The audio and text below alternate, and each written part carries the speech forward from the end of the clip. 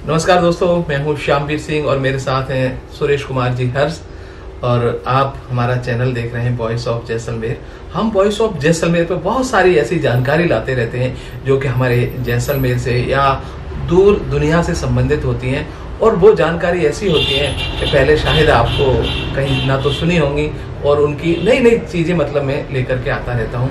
और आज मैं एक ऐसा विषय लेकर के आया हूँ, शायद आपको एंजॉय भी करोगे और जानकारी के रूप में भी आपके काम आएगा। एक्चुअली हमारा देश एक सामाजिक देश है, यहाँ पर बहुत सारे सामाजिक कार्यक्रम होते रहते हैं। उनमें से ही एक हमारा सामाजिक कार्य होता है शादी। शादी हिंदुस्तान की ऐसी होती है कि 7 समुंदर पार से जो यूरोपियन आते हैं और यहाँ की शादी देखते हैं तो वो भी चाहते हैं कि इसी तरीके से मेरी भी शादी हो।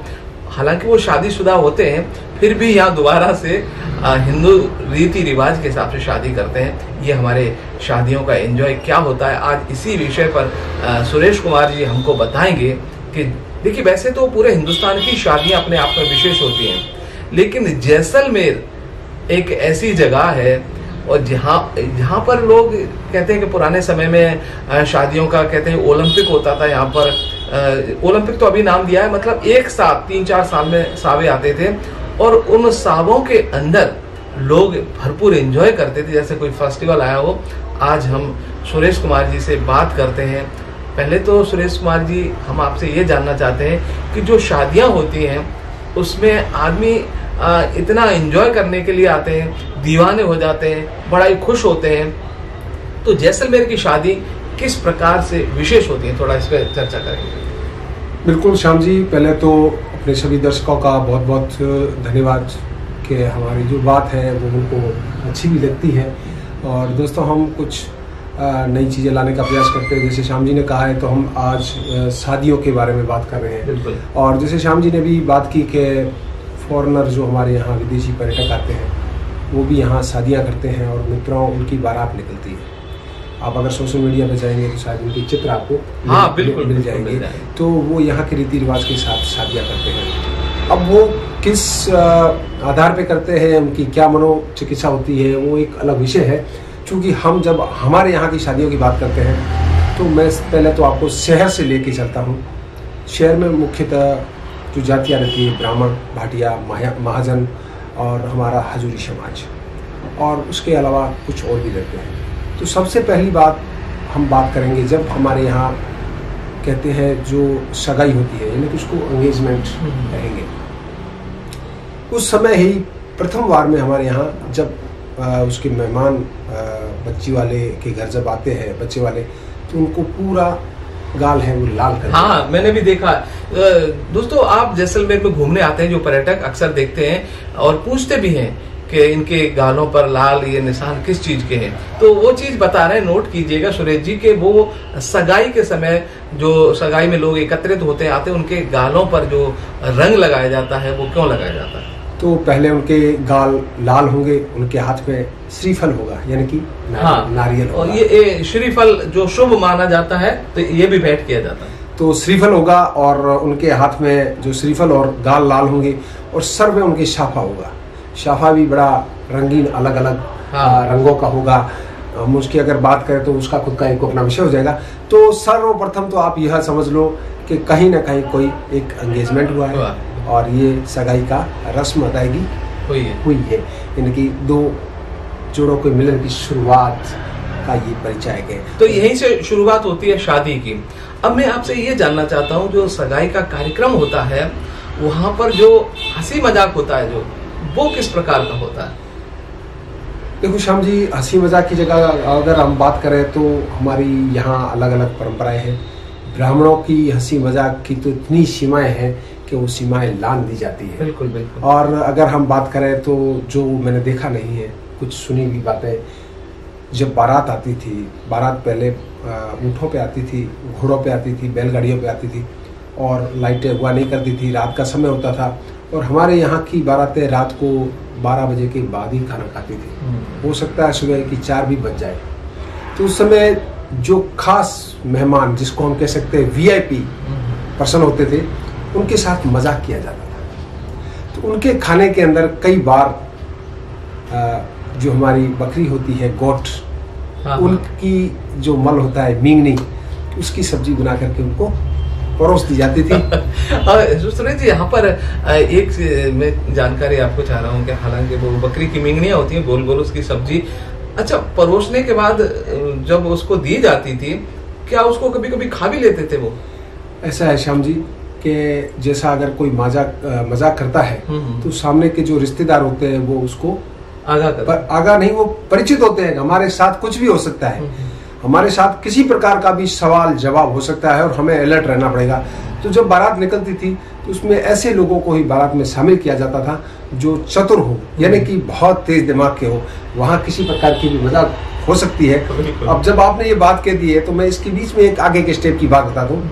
दूल्हा जब बैठता है तो उसके पास अमूमन सालियाँ ही रहती है, एक आध उसका कोई जीजा हो तो ही रहता है, उसको भी नहीं रहने दिया जाता है या ऐसी। अब तो थोड़ा सा मॉडर्न हो गया है, तो उस समय उनसे एक सवाल किया जाता है, आपके पीछे क्या है। जैसे अभी मैं बैठा हूँ, मुझे पूछ लिया जाए आपके पीछे क्या है, मित्रों बहुत एक क्वेश्चन जो आप है ना, ये मैं कह रहा हूँ आप इस पर गौर कीजिएगा, मेरे पीछे क्या है।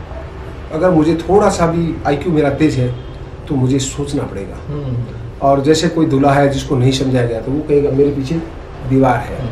मित्रों, पीछे दीवार नहीं है, पीछे मेरे पूरा भरा पूरा परिवार है, मेरे दादा है, मेरे बाप है, मेरे बड़े बाप है, चाचा है, ताऊ है, बहुत है, और पूरा का पूरा कुनबा है। तो दूल्हा यह कहेगा कि भगवान की मेहरबानी मेरे पीछे बहुत कुछ है, और वरना कोई ऐसा अनजान होगा तो कहेगा मेरे पीछे दीवार है। तो श्याम जी, इस तरह की जो छोटी छोटी बातें हैं, तो इस तरह से सुरेश जी आपने जो बात कही है, देखिए हमारे जो सामाजिक संस्कार हैं शादी, और जो आपने कहा कि दूल्हे से ऐसे प्रश्न पूछे जाते थे, देखिए हमारे सामाजिक प्रथाओं में कहीं ना कहीं कोई संदेश है। जो दूल्हे के आसपास जो महिलाएं होती हैं तो वो ऐसे प्रश्न इसीलिए पूछती हैं कि दूल्हे का IQ जांच सके हम, उसकी बुद्धिमत्ता। इसीलिए दूल्हे के साथ कोई वरिष्ठ, उसका जीजा या कोई मतलब ऐसा दोस्त बिठाया जाता है कि उस समय उसकी हेल्प कर सके, क्योंकि उस समय हालांकि शादी तो हो जाती है लेकिन उस परिवार को ये अनुमान ना हो जाए कि दूल्हे का IQ कितना है, क्योंकि आगे आने वाले समय में उसको उसी प्रकार से व्यवहार किया जाता है उसके IQ के हिसाब से। तो ये IQ परखने के हमारे सामाजिक जो सुरेश जी ने बताया। अब मैं सुरेश जी आपसे एक प्रश्न पूछता हूँ, सबसे ज्यादा एंजॉय करते हैं शादियों में वो के जो पहले से यूं कहें कि जीजा और जीजा की जो सालियां आती हैं ससुराल से, उनके बीच में जो केमिस्ट्री होती है शादी के समय, वो ना सिर्फ वो दोनों एंजॉय करते हैं, और जो जीजा होता है उसका छोटा भाई वो एंजॉय करता है, और तो उनका जो देखा देखी में जो शादी में दूसरे लोग आते हैं वो भी बड़ा एंजॉय करते हैं। किस प्रकार की मजाक चलते हैं उनके बीच में, वो थोड़ा बताइए। श्याम जी, मजाक की जो होती है हमारे यहाँ बहुत ही इस तरह के की जाती है कि उसमें आपकी पेशेंस होना बहुत आवश्यक है। मित्रों, हम मजाक की बात बाद में करेंगे, उससे पहले दूल्हे को परखा जाता था। जैसे मैंने अभी आपको कहा कि दूल्हे को कहा कि तुम्हारे पीछे क्या है, तो दूल्हा जब अपने ससुराल में शादी के लिए आता है तो एक तोरण जो होता है वो बांधा जाता है, और उसके कई रिवाज है, कोई तलवार से उसको टच करता है, कोई अलग अलग तरीके हैं। लेकिन एक सबसे बड़ी बात है, दूल्हे के आंख में काजल डाला जाता है। हाँ, वो क्यों डाला जाता है, अगर हम आज की बात करें तो दूल्हे की आंखों का पता किया जा सकता है। कहीं दूल्हा आंखों से कुछ तो नाक उसका पकड़ा जाता है, उसकी जो सास होती है जो उसको शादी के मंडप में बैठेगी जैसे तो उसका नाक पकड़ेगी। इस तरह से छोटी छोटी कई चीजें हैं जिससे दूल्हे के हाव भाव, उनके शारीरिक चलने के, बोलने के, उनसे मजाक करेंगे तो कहीं ये तोतला तो नहीं है। तो इस तरह की पहले तो दूल्हे की पहचान की जाएगी, उसके बाद उस तरह की उसके साथ मजाक की जाएगी। अब जब आपने बात की है मजाक की, तो सबसे ज्यादा मजाक का शिकार होता है दूल्हे का छोटा भाई। और मैं एक किस्सा है, शायद वो अभी सुना तो अगर आप कहो तो हमारे अभी नाम लेंगे तो शायद वो सीधा डायरेक्ट उस पर चला जाएगा। एक किस्सा होगा, उस शहर की बारात नहीं थी, गांव की बारात थी। गांव में बारात आ गई और गांव के अपना एक तरीका होता है, दूल्हे को घी पिलाया जाता है। दूल्हा घी नहीं पीता है, लेकिन कभी कभार ये तो एक शगुन की बात है, जैसे उसके मुंह पे किया तो कहीं कहीं पीछे से कोई पुष्प भी लगा देते हैं, तो कई बार दूल्हे के मुंह की चोट भी आ जाती है, तो सहन करना पड़ता है, क्योंकि आज का समय और उस समय में थोड़ा फर्क है। तो दूल्हे की बारात आई थी और वहाँ सब बाराती बैठ गए, और बाराती बैठ गई तो बातों में चला के भाई आपकी कितनी बच्चियाँ हैं, तो हमारे भगवान की मेहरबानी है बहुत बच्चियाँ हैं। आपके पास दूल्हे कितने हैं? तो हमारे पास दूल्हे बहुत हैं। तो दूल्हे आए तो ले आओगे। तो उनके एक दूल्हे का छोटा भाई था, वो अमूमन क्या होता है कि सभी संगठित रहते हैं, तो शादियों में मजाक किसी भी तरह की हो सकती है। उसको उठा करके उसके किचन में भी डाल सकते हैं, उसके ऊपर पानी भी डाल सकते हैं, रंग भी डाल सकते हैं, कुछ भी कर सकते हैं। शादी है, दूल्हा जो हमारे यहाँ कहते हैं कि जो रिश्तेदार होते हैं ना, उसको बोलते हैं तन गिनायत। तन यानी कि शरीर, गिनायत यानी कि एक बहुत ही निकट का वो रिश्ता, जो कह सकते हैं अपने शरीर का जैसे हो, उस तरह से वो हो जाता है। तो जब वह बात चली और उस समय उसका दूल्हे का भाई था, उसमें वहाँ बैठ करके बात हो गई, तो बोले हमारे पास तो दुल्हन है बहुत है। तो फिर दूल्हे के भाई को ढूंढा गया। तो पहले थोड़ा समय पहले की बात है, तो वह वन क्षेत्र में गया हुआ था विचरण के लिए, सुबह का समय था। अब दोपहर की कोई शादी का मंडप था, अब उसको पकड़ के लाए। वो डर गया कि मुझे तो आज कुछ न कुछ मेरे साथ मजाक करेंगे, लेकिन जैसे तैसे उसको पकड़ के लाए। उसके पास कपड़े भी इतने अच्छे नहीं थे, लेकिन पकड़ के लाए तो उसकी शादी कर दी। हाँ, देखिए हमारे जो सामाजिक सरोकार हैं, मजाक में शादियां भी हो जाती थी और फिर वो मजाक हकीकत बन जाती, उसको निभाते भी थे। अब दूल्हा तो एक आया था, वहाँ दूल्हे दो हो गए। बिल्कुल, दुल्हन एक की शादी होनी थी, दूल्हे में दो बन गई। तो इस तरह शादी के अंदर कई हमारी ऐसी प्रथाएं हैं जिस पे अगर आज हम बातचीत करें तो शायद PhD भी की जा सकती है। तो मित्रों, जैसे मजाक की बात की हमने, तो सबसे ज़्यादा मजाक दूल्हे के छोटे भाई के साथ होती थी, और उसके साथ जो मजाक होती थी उसकी सीमाएं इतनी पार चली जाती थी कि अगर शाम जी आपको बताऊं, तो जो बड़ी महिलाएं होती थी, दूल्हे के छोटे भाई को पकड़ के और अपने अंडरगारमेंट होते थे उसके अंदर छिपा लेती थी। और वो एक दौर था, उसमें उस मजाक को सहन किया जाता था। आज के समय में तो जो लाल गाल करते हैं तो उससे पहले कह देता है मेरे एलर्जी है और इस तरह का। और एक शहर के अंदर तो एक परिपाटी है कि अगर सर्दी है चाहे गर्मी है, और आपके कितना भी अच्छा सूट पहना हुआ है, या तो आप पहले घर से तैयार होके जाओ।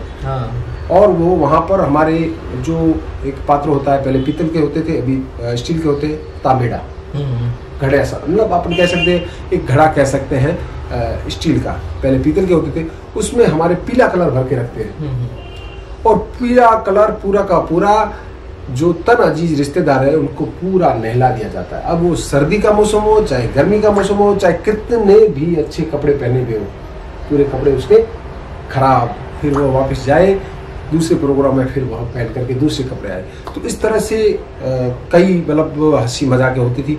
दूसरे में आप जब बात कर रहे हो तो यहाँ गालियों की प्रथा है। गालियाँ दूसरे जी, उससे पहले मैं आपसे, देखिए शादियां होती हैं, उसमें अगर साली का जिक्र ना आए तो मेरे को लगता है कि शादी अधूरी लगती है हमें। तो हम क्योंकि जो साली का किरदार होता है शादी के अंदर बड़ा ही महत्वपूर्ण होता है, और इसके ऊपर कई फिल्में भी बन चुकी हैं, जैसे कि हम आपके हैं कौन, नदिया के पार, और ना जाने कितनी फिल्में बनी हैं।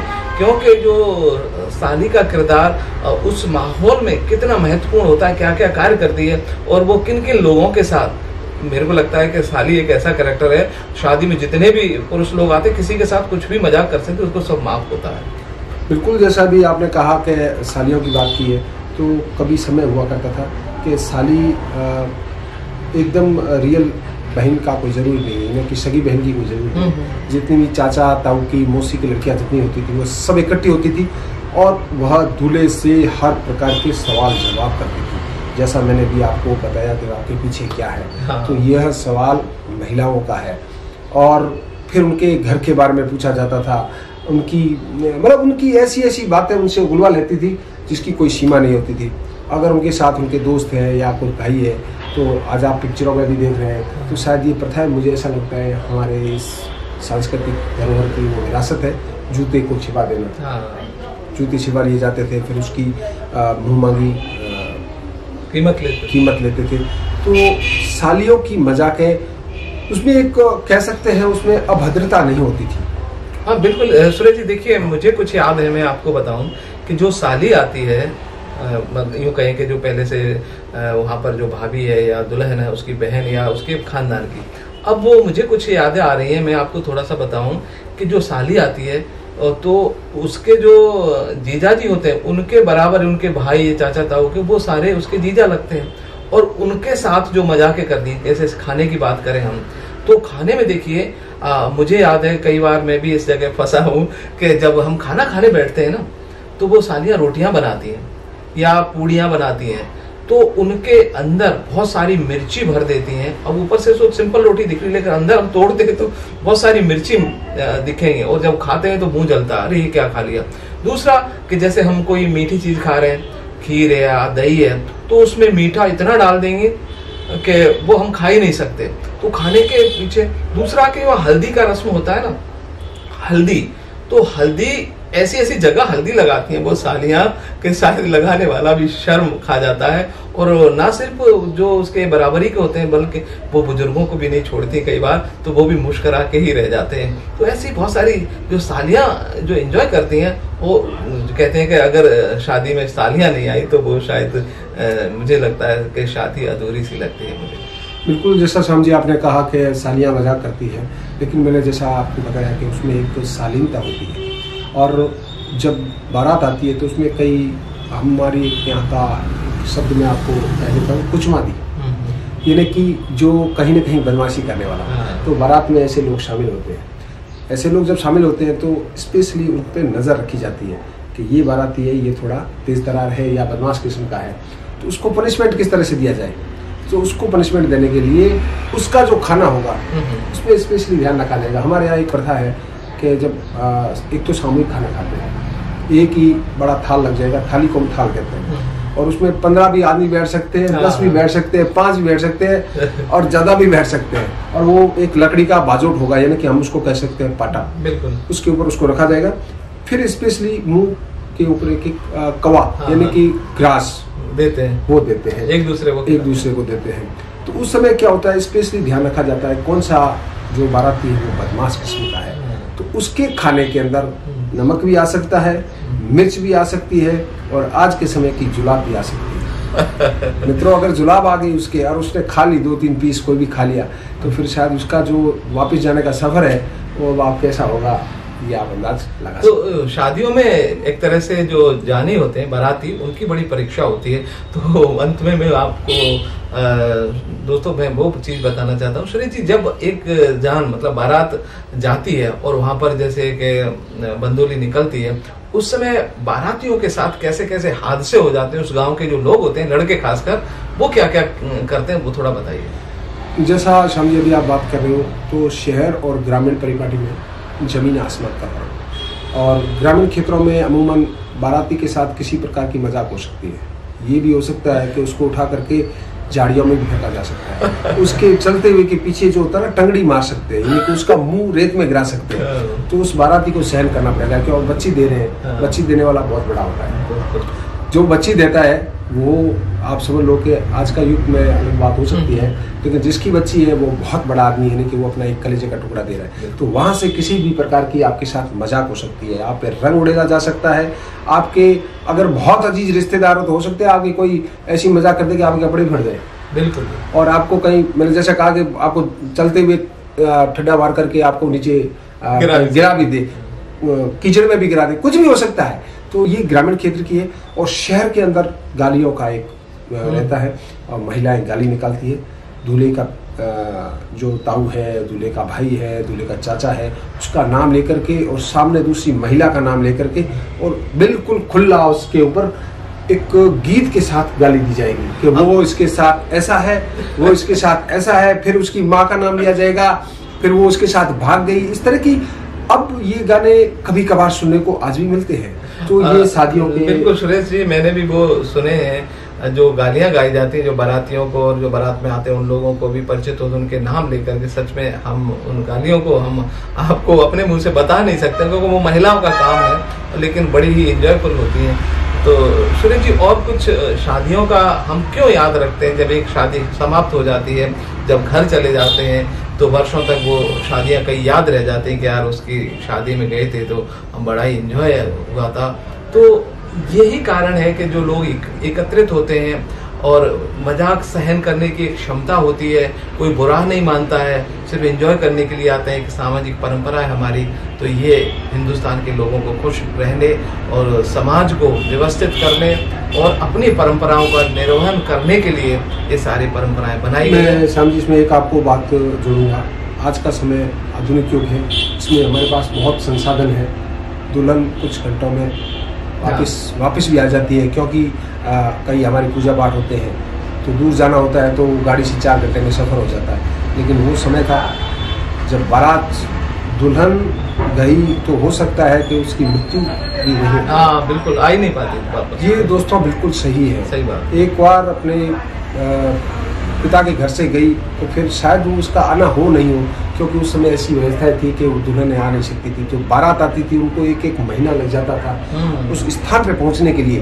तो उनकी जो खातिरदारी की जाती थी, उनके साथ जो मजाक की जाती थी, और वो लोग थे जो उसको हम बाहुबली कह सकते हैं उन लोगों को, वो लोग आज नहीं है। आज आधुनिक युग है, आज भी मजाकें होती है, लेकिन जैसा मैंने कहा कि लाल गाल भी अगर करते हैं तो मुझे एलर्जी है, और अगर उसके साथ जबरदस्ती कीजिए तो शायद हो सकता है माहौल भी खराब हो जाए। अब वो मजा शादियों का अब नहीं है, फिर भी कभी कभी हमें देखने को मिलता है। बिल्कुल दोस्तों, अगर हिंदुस्तान की कोई शादी में आप नहीं गए हो तो आपका जीवन अधूरा, मुझे ऐसा लगता है। तो जो शादियां होती हैं और उसमें जो इतना एंजॉय करते हैं लोग, उसका भी मन करता है कि मेरी भी शादी और हम भी ऐसा एंजॉय करें। तो हिंदुस्तान बहुत ही अलग परंपराओं वाला देश, बड़ा ही कहते हैं कि यहाँ पर हर चेहरा मुस्कुराता हुआ हमको नजर आता है। और कारण यह है कि हमारे संबंध इतने गहरे हैं कि एक व्यक्ति पर कोई कष्ट आता है तो भी उसको अकेले नहीं झेलता है, पूरा समाज खड़ा रहता है। और जब कभी कोई खुशी का समय होता है जैसे कि शादी, तब भी हम सब शरीक होते हैं। मैं समझे एक बात आपको कहूँ, जब आपने कह दिया तो गाँव में जब शादी होती है, तो गाँव का जो दामाद होता है वो पूरे गांव के घरों का दामाद होता है। हाँ बिल्कुल बिल्कुल। और जब वो आता है तो उसके लिए एक रेवण की व्यवस्था की जाती है। आज की हम युग की बात करते हैं पार्टी की, तो उसमें उसकी पहचान होती है, वह उस गांव के प्रत्येक व्यक्ति से मिलेगा। सुबह के समय गांव का जो कह सकते हमारा जो नाई होता है, उसके माध्यम से पूरे गांव में एक ढिंडोरा पिटवाया जाएगा कि फलाने का दामाद आया है और उसके लिए आज रेवण की व्यवस्था की गई, यानी कि पार्टी की व्यवस्था की गई। सुबह के समय बैठेंगे, 4-5 घंटे का वो दौर चलेगा, उसमें सभी का परिचित होगा। फिर उस गांव का वो जो दामाद है उसको प्रत्येक घर पहचानेगा। वह उस गांव की बेटी हर घर की बेटी होगी, वो दामाद हर घर का दामाद होगा। आज भी व्यवस्थाएं देखने को मिलती है, लेकिन उसमें थोड़ी कटौती हो रही है, क्योंकि आज का हमारा जो संसाधन आवागमन है उससे हम इस चीज़ों से हट रहे हैं। बिल्कुल, बहुत अच्छी आज की हमारी ये जानकारी और चर्चा, और हमने भी एंजॉय किया और वो यादें ताज़ा हो गई जब हमने भी कई शादियां हमने अटेंड की थी, उनमें गए थे और उन शादियों को आज हमने याद किया। सच में दोस्तों, कभी कभी आप शादियों में जाते होगे तो वर्षों वो शादियां याद रह जाती हैं, ये हमारी परंपरा है। तो हिंदुस्तान है वो दुनिया में एक अलग तरह का देश है, सामाजिक सरोकार यहाँ पर आज भी जीवित है और परंपरा हमारी चली आ रही। बहुत बहुत शुक्रिया सुरेश कुमार जी, आपने जो इतनी बढ़िया जानकारी दी। बहुत बहुत आप सभी बंधु सबका हमें सुना, बहुत बहुत नमस्कार। तो दोस्तों, अभी आप देख रहे थे वॉइस ऑफ जैसलमेर। ऐसी और भी वीडियोस देखने के लिए आप सब्सक्राइब कीजिए हमारे चैनल वॉइस ऑफ जैसलमेर।